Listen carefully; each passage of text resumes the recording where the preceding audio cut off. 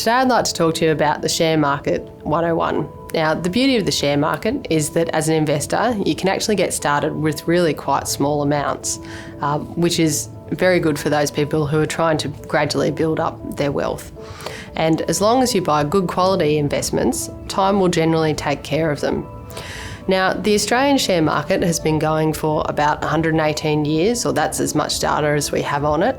And if you think about what's happened over that period of time, there have certainly been some big highs and some big lows. So in our 118-year history, that includes 2 world wars, the Great Depression, and some pretty significant events in many of the different decades. But the average rate of return over that period of time per year has been 13.2%. So we know that share markets, and certainly our own, really does work quite well.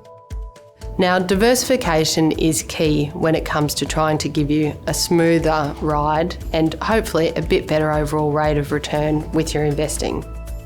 And one of the ways that you can go about increasing your diversification is just to hold an index of shares.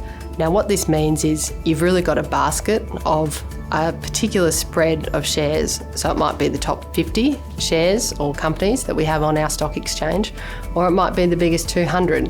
And that will mean that as an investor, you actually hold all of those different types of underlying companies. And we know that the share market does reward people really quite well over time.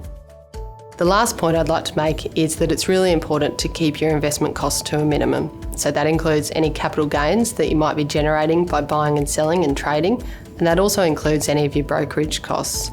And on top of that, we would include your advisor fees that you may be paying.